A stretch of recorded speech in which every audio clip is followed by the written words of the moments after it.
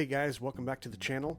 We're not doing anything specific with American Truck Simulator or with Flight Simulator today, but what I have for you, and I'm going to explain kind of why I've been out of the loop and haven't been doing as many videos, is this whole thing. By the way, timestamps down below in the description, so feel free to move about the cabin. But the whole idea of this video is to kind of give you a rundown on some of the biggest updates, some of the news, and I'm also going to, the main feature here is probably going to be me going through, and I don't know if you could see it in the background, I've got a little gimbal set up. And I'm going to use the gimbal and my phone to kind of give you a video of my entire setup. I've completely rearranged things in my office. I'm adding new pieces of hardware. I'm redoing things. And it'll kind of give you an idea of what is to come, because I'm really building on to the flight sim setup. But I'll take you through all of my gear, because a lot of people have been asking me about that. What did you do for your dashboard? What are you doing for your shifters? All that. So I'll go through all the gear, all the setups, all my plans, and yeah. But first, to start off with a couple pieces of news, because I am still keeping in mind some of the things that are happening right now. I have a couple pieces of gear that I do need to review. They're in the works. I'm still experimenting with them. I'll kind of give you an idea of what those are when I give you the overall shot and of my setup and everything, which is coming later in this video.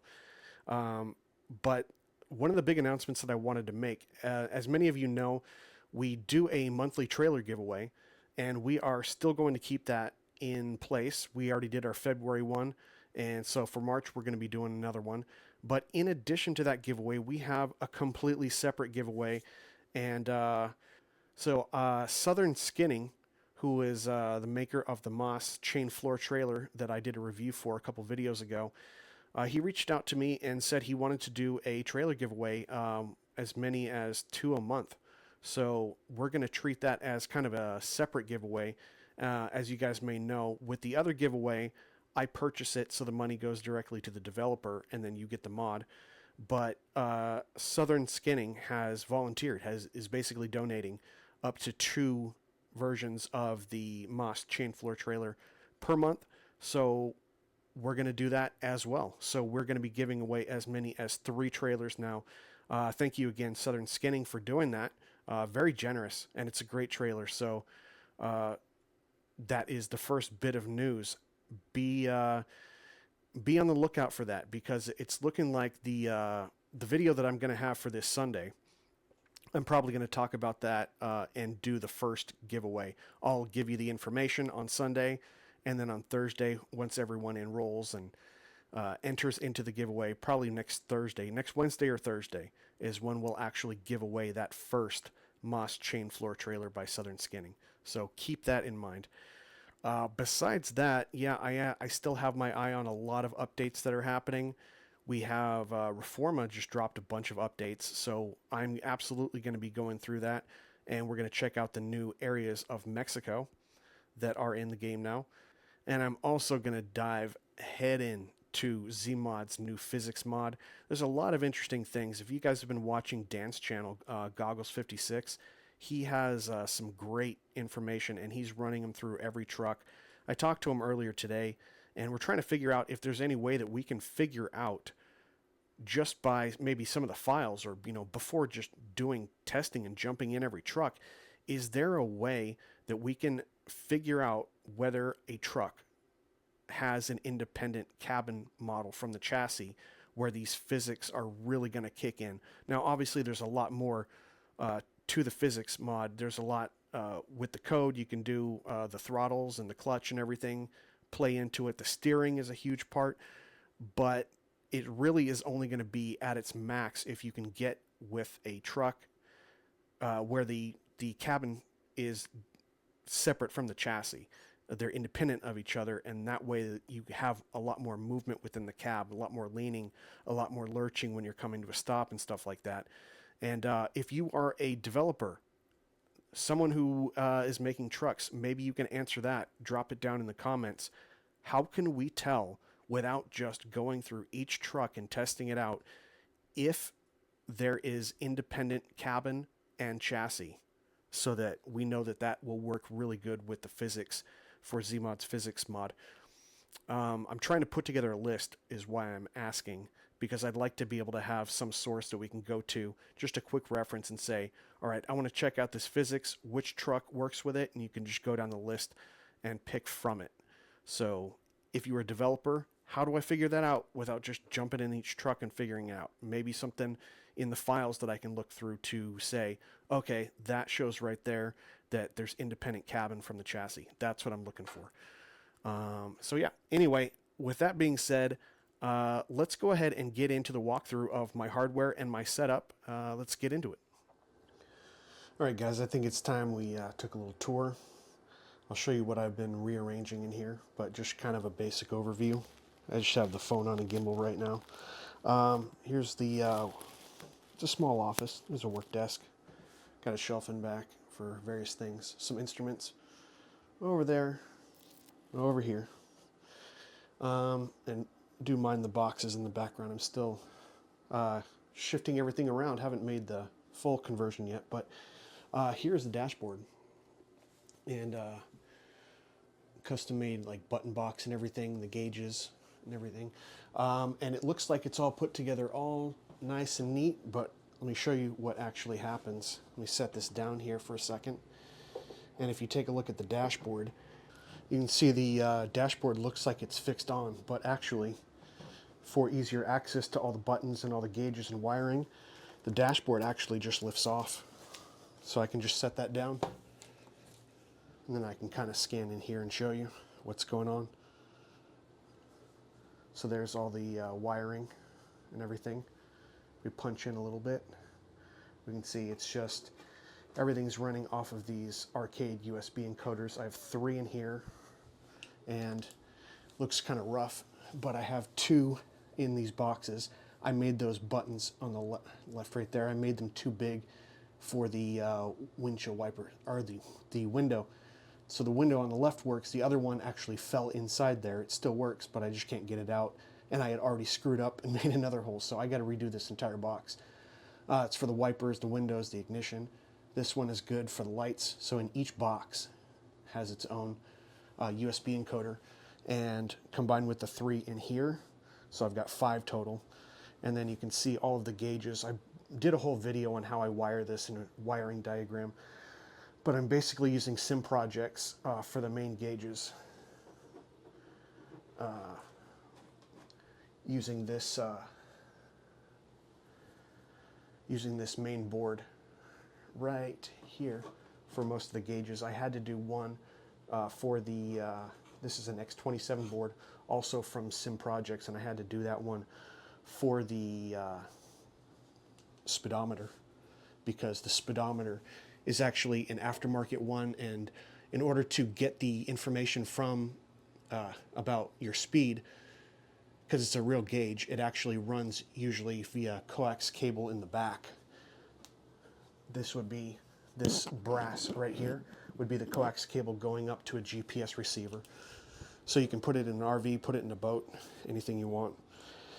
But I've explained the wiring diagram a little bit, but I don't think anyone knew that I had such easy access this way for all of the wiring and stuff, so I don't have to do it from behind, because there's very little access the way that I've built it. And I probably wouldn't build it like this again if I did. But yes, using sim projects to make all of this stuff work. For just basic stuff, because people have been wanting me to do this for a while, what we're talking about here is we're talking about a Logitech setup. This is the G29 setup. So I've got the wheel. This is an aftermarket wheel. I can put up a link to that, but it's a 15-inch. And I did retain these buttons from the X29, as well as the paddle shifters. There we go. We got the pedals that came with the set, the G29 setup. We also have 2 shifters. One came with the set, and I bought the second one on the right so that I could have the 2-stick setup. And the 2-stick setup, both of them are from UroGaming, URO Gaming. And he made I basically explained what I wanted, and he made this shaft here on the right a certain height so that that would cross over and not interfere with his other old school with the valve on the side. So that's pretty cool. That's basically the setup for the wheels and the pedals and everything, the dashboard. So some things that I've been changing. So the monitor has always been like this, but I have had it set up on this pedestal on the original stand that came with this monitor. And what I've changed here, if you can see, I can rotate this second monitor out of the way, and you can see I've put it on an arm. And the arm actually makes it so that I can extend it way over here to the left-hand side. So it goes from that side, and it'll come way over here all the way to the end. And then I've got a perfect monitor setup for flight sim. So I've got both systems on the same desk. It's about a 5 foot wide desk.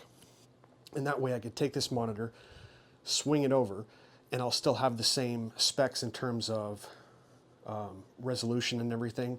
So the quality of my videos can stay the same. I already have the encoding dialed in exactly how I want it, but I just swing that over. And then this monitor is always my secondary monitor. I slide it over far to the left, swing this monitor over, and then I just pick it up and I put it on the stand. It's real light, real simple. Made the cables have extensions on them so they don't get crossed up or anything like that. So that's pretty good. So the arm is one of the big changes that I've made. The other kind of elephant in the room, so to speak, let me go ahead and just set this down here for a second because I'm going to put the dashboard back. And so it just sits there as if it looks all perfectly matched up and everything, even though it just sits on there. But the other elephant in the room here is this new little chair / cockpit. And the one that I ended up getting was from SimFab. Now, the reason why I chose SimFab, this particular model is made, and all the hardware that comes with it is made for a helicopter setup. It's fine for fixed wing as well in flight sim. So it's got this cutout, and then on that bar right here is where your joystick would sit between your legs. I don't have it set up yet because I don't have the hardware yet. And then on the left side, bring you over here, we're gonna have, I've got all the hardware for the chair to hold a collective setup for helicopter, and I'm still waiting for my hardware. It's gonna be a while because it's coming in, it's from Virpil, and Virpil is based in, I believe, Lithuania. So it's probably going to take about a month and a half for that to come in, but I'm going to have a Virpil collective here, and then the main flight stick, which is going to be in the middle, is going to also be Virpil. And then that kind of brings me to the idea that I should probably change out these pedals. Bought these in 2005. This is CH products. They still work. They squeak a little bit, but since I'm upgrading, I'm probably going to go ahead and upgrade to Virpil pedals as well. Right now what they have on the site is their Ace pedals, and those look pretty good, the Ace collection, but they just released a new one. Someone did, I think it's Overkill Simulation, did a video on the new pedals, and they're not even advertised on the website yet. But yeah, this whole chair is going to be, I'm going to be able to work fixed wing and rotorcraft, helicopters and stuff like that. The one thing I will mention, on their site, they say that, and this is the main reason why I did this, I have a fixed height desk. And they said that the height of the chair, the height of the seat, down to the floor, by the way, this box, that's what I made, just out of 2x4s and plywood. They say that seat down to the ground is supposed to be 17 inches, which is perfect because I had a chair here and it was sitting at 18 inches. From seat to the floor. It's a little bit of misrepresentation because once you sit in it and the padding and everything, you actually end up anywhere between 14.5 to 15 inches. So I had to make up like a good 3.5 inches. So I used 2x4s. The 2x4s are standing up on end, which gives me 3.5 inches plus a 1/2 inch plywood on top, gives me a 4-inch increase, and it's actually working very good in terms of visibility and where I'm located for the yoke and throttle quadrant as well as the steering wheel. So I'm actually in a much better spot. But if you are going to buy from SimFab, make sure that you ask them about those dimensions. Otherwise, I wouldn't have had to make this box. I mean, it didn't take me too long, and the parts and the paint and everything ended up costing me probably about 45 bucks. Put it together in about a half hour. If you know how to do that and you have access to, materials. I just used a saw, skill saw. But something to keep in mind. But now that I have it at the ideal height, I'm going to be set up. All the hardware is good. By the way, the hardware and all of the stuff to set up for a flight stick here and for the collective, which will go here, they ask you what brand of hardware you're buying, and I specified that I'm going to be buying it from Virpil. And so all of these things, including the plates and all the screws, this is where the, it's upside down right now, but if I turn it the other way around, that is what the flight stick is going to be sitting on. And it is specific. Plates and screws and everything are specific for the brand. So I think it was Virpil, Windwing, and Thrustmaster is one, and then the other plate that they give you is for some other brands. So anyway, oh yeah, also got this add-on keyboard and mouse holder. It's a monstrous arm here. This will pretty much get you into any configuration. So it fits just fine on that side, and I keep it on this side when I'm driving as well. And I even use this when I'm driving to kind of rest my arm on. It's absolutely solid. It's not moving anywhere. So now I have a keyboard and mouse setup that's attached to my rig and can be configured no matter which one of these I'm flying. The other thing that I want to do a review on this chair as I go. There's some pros, there's some cons. Obviously, the big thing that I said was make sure that the height of it is going to work for you. If you have like a complete isolated rig, it's going to be fine. If you're working with a fixed desk, you may have to build one of these platforms. Again, it says on their website 17 inches or about 17 inches. It's more like 14.5 to 15. Keep that in mind. The other thing that I have here, and I haven't really taken it all the way through its paces, is this little controller here. Basically controls all your nav, your radio. Look how thin this is. I wish it didn't have a USB wire coming out the top, but it's super thin. And this is by a company called Octavi, based out of Germany. But you've got your radios, your navs. It also does all your autopilots. And if you press any of these buttons, FMS1, that'll be for your GPS. And they have different software you can download too. Right now I have it set up for the GNS 530 and 430. So this would be my 530. And if I press FMS2, that will be for the 430. And all these buttons will work just like they would, only you don't have to use your mouse. Being able to use this wheel, these dual knobs, is so cool. Again, I'll be doing a review on that, but that's what I've added on. As you can see, I'm really doing a setup that's more dedicated for flight sim as well. I'm not going to be losing the truck sim stuff. Don't worry about it. I'm just adding the flight sim stuff. It's coming in piece by piece, and that's one of the reasons why I've been kind of delayed on videos, is because I've been working on this setup. I've tried a couple other pieces of hardware that haven't worked, and I've since gone with the setup that I have now. I was going to do this video like a couple weeks ago, but I found some errors, some flaws, some things that weren't going to work for me. But that's the big thing. So by the way, the monitor arm it's the heavy duty one. It holds up to like 55 pounds or a 49-inch monitor max. It's about $100 from a company called Desky, D-E-S-K-Y. Again, that's new edition. The Octavi, the whole SimFab. Boop, go wider there. The whole SimFab chair. And the fact that I used to have this desk set up like this. It used to be set up exactly like this. And it kind of cut things off. This opens it up more, and with that prior setup, I couldn't get this whole chair in there like I can right now. So those are some of the updates if you guys wanted to know the hardware. The hardware, obviously, here, I already mentioned the CH product pedals. These two are the Honeycomb Alpha Yoke and Bravo Throttle Quadrant. And that's pretty much it. It's the hardware I'm using. If you guys were curious, that's my main camera. So I'm just using this camera and lens. You don't need something so fancy or anything like that. I just had this because I have backup cameras and lenses that I'm not using. This is a Canon EOS R, so it is a mirrorless. And this is actually I believe it's a 50 mil. The company is Rokinon. And it's actually a cinema camera, or a cinema lens, but it gives me, that's the camera that's on my face usually. And then over here, I had this camera kind of as a backup too. And the camera is it's a Lumix, it's a Panasonic GH6. I think GH6, GH5. Oh my God. It's a GH5.